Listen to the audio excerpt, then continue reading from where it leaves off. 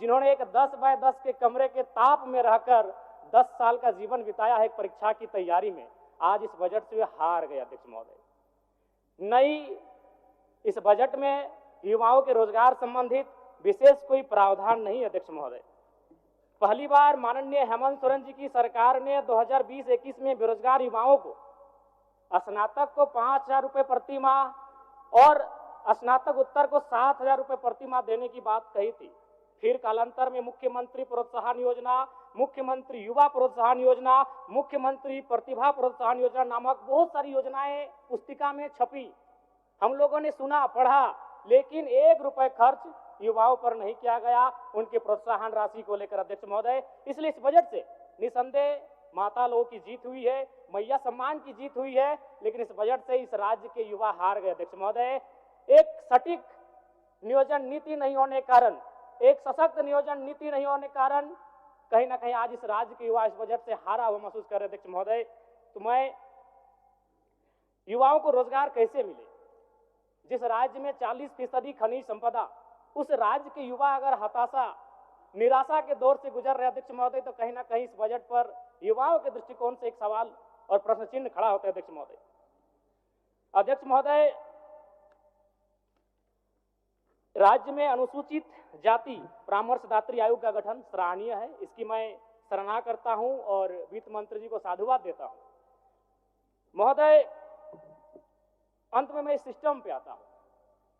इस सिस्टम पे आना इसलिए जरूरी अध्यक्ष महोदय, चूंकि माननीय वित्त मंत्री महोदय ने विधायिका के कर्तव्य का अनुपालन करते हुए बजट को तो प्रस्तुत किया, लेकिन यदि कार्यपालिका का सहयोग नहीं रहेगा अध्यक्ष महोदय, तो ऐसे बजट का कोई उपयोग नहीं रह पाएगा। आंकड़े कहते हैं 2023-24 का आंकड़ा अध्यक्ष महोदय, बजट का कुल योग था 1,41,498 करोड़, लेकिन हम लोग खर्च कर पाए थे 1,07,920 करोड़, यानी लगभग 33,000 करोड़ की राशि खर्च ही नहीं हो पाई थी अध्यक्ष महोदय। और इस बार का जो बजट है, जो पूर्व का, उसमें भी मात्र 65% ही राशि को खर्च किया गया। इसलिए विधायिका के साथ साथ अगर कार्यपालिका अपनी जिम्मेवारी का अनुभव नहीं करेगी, अनुपालन नहीं करेगी अध्यक्ष महोदय, फिर बजट का कोई प्रावधान नहीं रहता है अध्यक्ष महोदय। ज्यादा नहीं और 1 मिनट का समय लेंगे अध्यक्ष महोदय, चूंकि इस बजट में किसानों को लेकर mini tractor, power tiller, pump set, ripper आदि वितरण करने की बात कही गई है। अध्यक्ष महोदय, मैं चाहूंगा किसानों को आपको उपकरण देने की आवश्यकता नहीं है। किसानों को अगर हम जल दे पाते हैं, अगर पानी की सुविधा दे पाते हैं, तो हमें लगता है किसान सशक्त हो जाएंगे अध्यक्ष महोदय।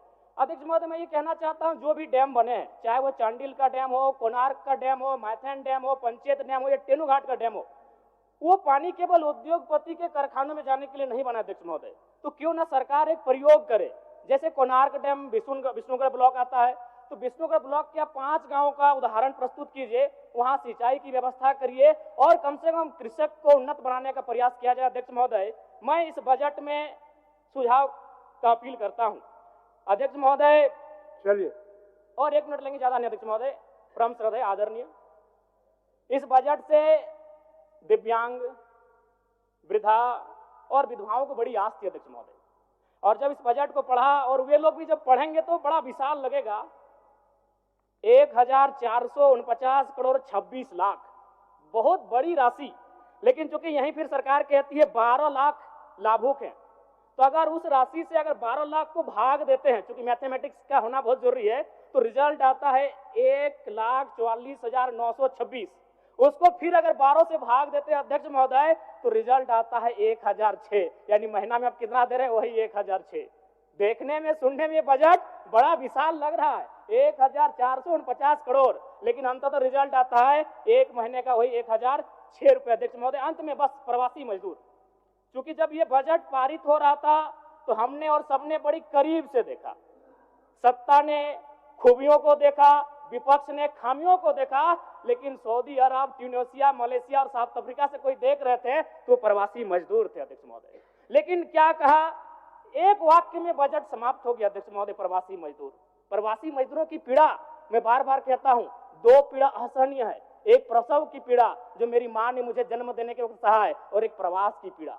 लेकिन आज प्रवासी मजदूरों के लिए क्या अध्यक्ष महोदय, एक लाइन में खत्म हो गया। प्रवासी मजदूरों का निबंधन ऑनलाइन किया जा रहा है। अब तक 1,91,000 मजदूरों का निबंधन किया गया है। महोदय, इसमें प्रवासी मजदूर खोज रहे थे, वो विदेशों से बैठकर बजट को देख रहे थे कि शायद हमारे हिस्से में भी कुछ आएगा। जब हमारी मैया को, हमारी बहनों को कुछ मिला तो शायद हमारे हिस्से में कुछ आएगा। माननीय सदस्य जनार्दन पासवान जी।